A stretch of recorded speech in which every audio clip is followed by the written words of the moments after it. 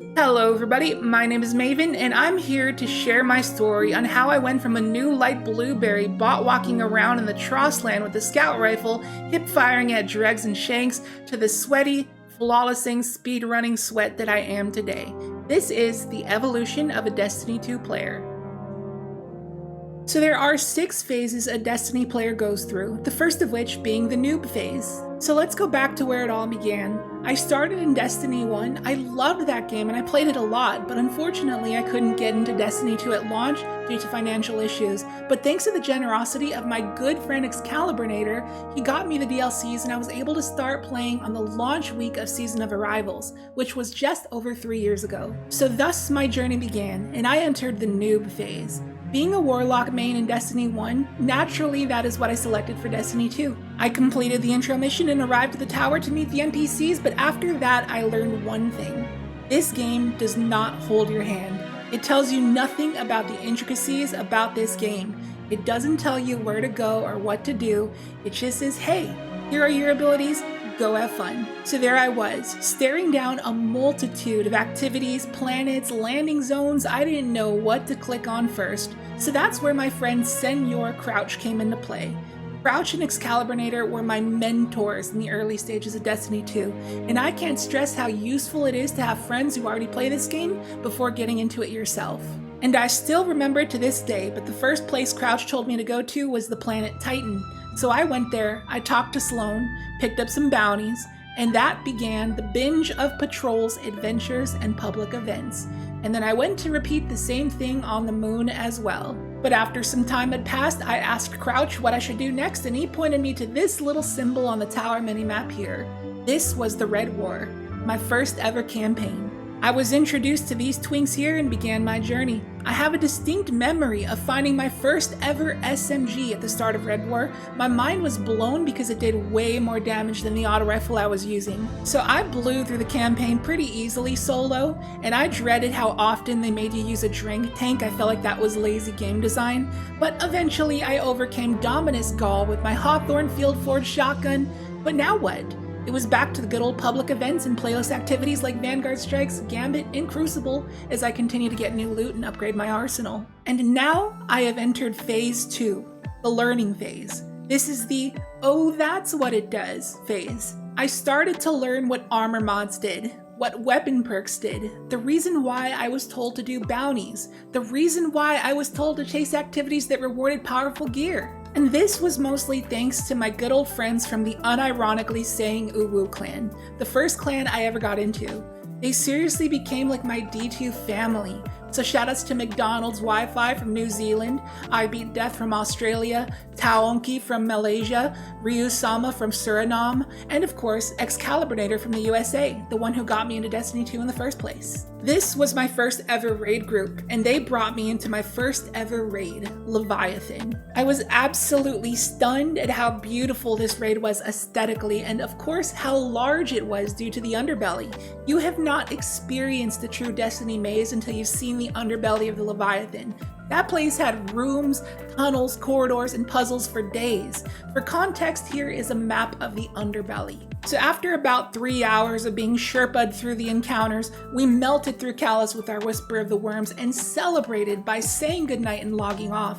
And over the coming days, we ended up going through more raids such as Garden of Salvation, the 3 Leviathan raid layers, which sucked by the way, and Scourge of the Past where I got my Anarchy and my team got salty at me for getting the always on time Sparrow twice in 2 runs back to back. But my clan taught me so much and I was really improving at the game, and I am grateful for that.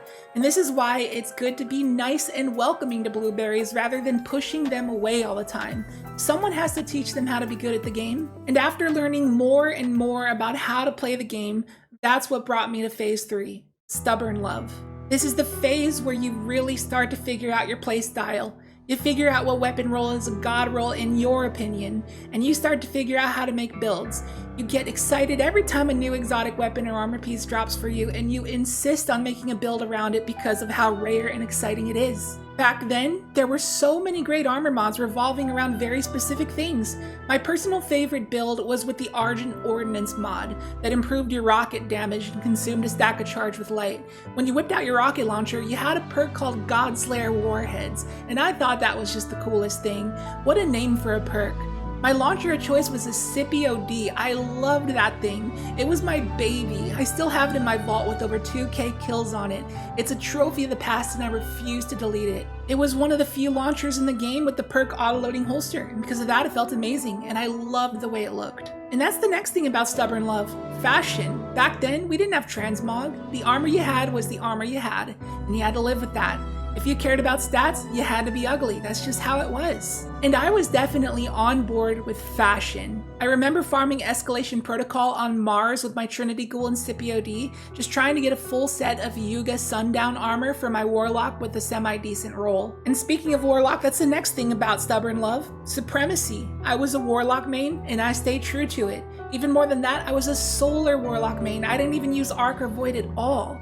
I just couldn't live without Icarus Dash. It was my favorite ability in the game, and it still is. I just love the aesthetic of it. So I had been playing the game for months now, never creating a Hunter or a Titan. And when you have Stubborn Love, you also have weapon preferences. You love the weapons you love. Nobody can tell you what you should use. Nobody can tell you what to do. The community always hated Gambit, but I loved it. I would farm Gambit for hours on end. I didn't care what anyone thought. When you have Stubborn Love, you care so much about your build and your armor mods. Does anyone watching have that friend who tells you to wait and not launch the activity until they finish setting up their mods? I'm sure we've all met that person before. Anyways, maybe one of these days I would stop being so strict on myself and I might come to my senses. And that brings us to Phase 4, Improving and Discouragement. At this point, I played the game so much to where I was starting to hit a little bit of a burnout. And I thought, you know what? I do want to create a Titan. My second main in Destiny 1 was Titan. I loved thunder slamming people in the Crucible. It was such a fun time. And I see people flying around in Destiny 2 with their thunder crashes, and that looks like a lot of fun. I want to join in. So playing on Titan, and then eventually creating a Hunter and playing on that, had really opened my eyes to the options of branching out, trying new things, trying new builds. I had been a stubborn Solar Warlock main for the entire time, but this change of scenery made me want to branch out and try Voidlock and Arclock as well. It was this phase that I started to reinvigorate my passion for the game since I was experiencing it in a new light.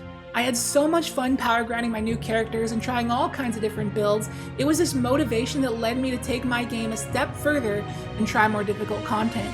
And this is where the other part of Phase 4 kicked in, Discouragement. This is the part where you feel so confident in your gameplay. You've been improving so much of the game, so you want to test yourself. So I tried my hand at my first Grandmaster Nightfall, the Lake of Shadows, just to find out, oh, the champion Hobgoblin snipers one-shot you. So safe to say, I didn't make it very far, and I gave up. And then I tried my hand at Trials of Osiris. I remember the map and my build. It was on Altar of Flame, and I was on Solar Warlock because that was my main, and I was floating around with Heat Rises and Jotun, and I was getting destroyed. But I kept trying and trying and trying that whole season, and I could never get anywhere near flawless. And from season to season, I tried and failed, and all I did was tank my KD. Here's a snippet of where my KD is today. I slaughtered it immensely by deciding to play a ton of trials back when I sucked and played on a potato PC. So anyways, it was around this time that my clan had started to disassociate with each other. Excaliburnator was a very on and off player, and McDonald's Wi-Fi had quit playing to focus on her new job as a veterinarian. IB Death really only played when McDonald's Wi-Fi was online, and the team kind of just fell apart. I had no one to play with. I had no one to help me improve at the game. But I didn't give up. I still tried to grind up my Titan and Hunter, but I needed new partners. So I turned to Bungie.net's Find a Fire Team tab. Come to find out, it was really janky and not very active. I was lost, and I started to become discouraged. All alone with no fire team to help me through tougher content, how was I going to get better at the game? So what should I do? Should I give up, or should I try to find an answer? So I decided to keep on searching, and that brings us to Phase 5, A New Hope. Upon my search for new people to play with, I found out about the Destiny 2 LFG Discord server. This is gonna sound like an ad read or endorsement, but I promise you it's not. So at the time of making this video, there are over 249,000 members in this Discord server, with around 80,000 actively online at any given second of the day, all constantly looking to join in for any activity in the game. I had no idea this Discord server existed. I had no idea that everyone who wants to play with people were here in this server. This had become my main hub for Destiny gameplay, a new hope. To this day, I've probably used LFG over 1,000 times. A majority of people in my roster are people I've met on LFG.